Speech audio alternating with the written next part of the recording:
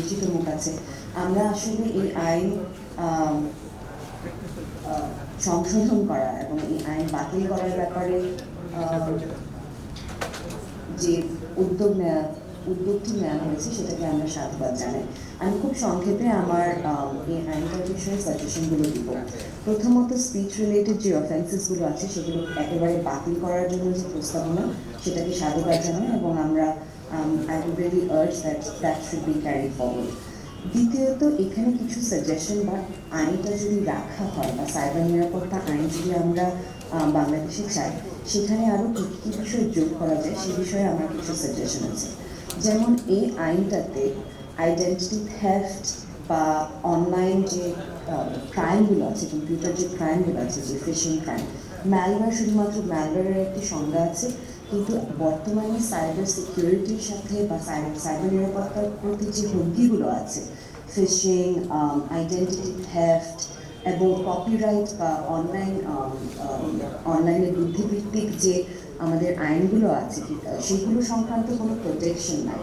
So এখানে কিন্তু আরও অনেক জিনিস যোগ করে এটাকে আসলে যুগোপযোগী করার সুযোগ আছে এবং যদি এই খসড়া আইনের ব্যাপারে আরও কনসালটেশন হয় সেখানে এক্স্যাক্টলি কী প্রভিশন যোগ করা যায় সেটা আসলে আমি লিখিতভাবে বা আইন মন্ত্রণালয়ের সাথে যোগাযোগ করে পাঠানোর সুযোগ চেয়ে নিচ্ছি। দ্বিতীয়ত, এখানে আরেকটা বিষয় আমি বলতে চাই যেটা খসড়াতে আসে নাই, কিন্তু মূল আইনে একটা সাইবার নিরাপত্তা কাউন্সিলের বিধান আছে এবং ওই কাউন্সিলে শুধুমাত্র সরকারের রিপ্রেজেন্টেটিভ এর মানে বিভিন্ন মন্ত্রণালয় থেকে মন্ত্রী, প্রতিমন্ত্রী, সচিবদের সমন্বয়ে জাতীয় সাইবার নিরাপত্তা কাউন্সিল গঠনের একটা বিষয় আছে।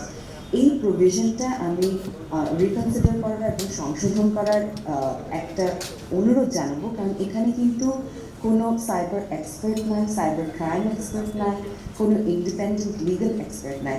সো এখানে যে সরকার the government is like an arbiter of truth because we're discussing what content to moderate, even if it's a content related to national security or critical infrastructure. But there is no independent voice there. There is no cyber expertise there.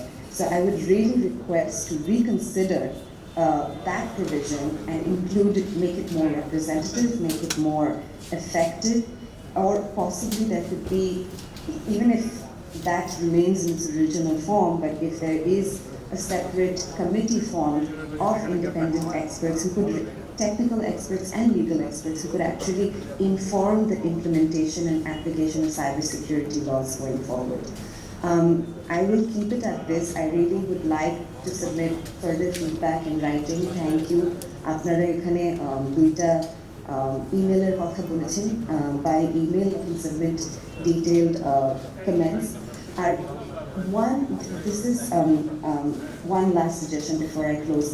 Bangladesh really has an opportunity to join the Cybercrime Budapest Convention. Amader interim government recently, we saw that, signed on to the convention on enforced disappearances. I would really urge the Law Ministry and the Foreign Ministry to also sign the Budapest Convention because এখানে আমাদের cyber নিরাপত্তা আইনে অতিরাষ্ট্রিক প্রয়োগের কথা বলা হয়েছে, কিন্তু অতিরাষ্ট্রিক প্রয়োগ আসলে এনফোর্স করাটা খুবই ডিফিকাল্ট। এবং আমরা যদি ক্রিটিক্যাল ইনফ্রাস্ট্রাকচারের হুমকির কথা বলি, আমরা যদি আইডেন্টিটি থেফটের কথা বলি, বা আমাদের বাংলাদেশ ব্যাংকের যে হাইস্টটা হয়েছে, আমরা যদি সে ধরনের হ্যাকিং এফার্টগুলো দেখি, সেগুলো কিন্তু ইন্টারন্যাশনালি প্রসিকিউট করার জন্য একটা কোঅপারেটিভ বেস লাইন লাগবে, যেটা কিন্তু সাইবার ক্রাইম কনভেনশনের মাধ্যমে করা সম্ভব। Also, this gives us the opportunity to get expertise and to get cooperation and to get the technology transfer from other countries that could help us really have a modern, effective cybersecurity act.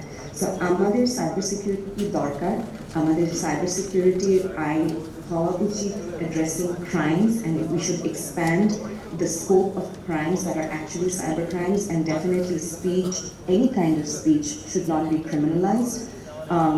Even for defamation or libel, there are civil laws that can address those.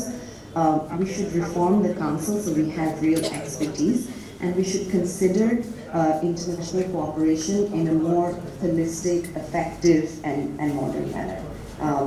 ধন্যবাদ আমাকে সুযোগ দেওয়ার জন্য।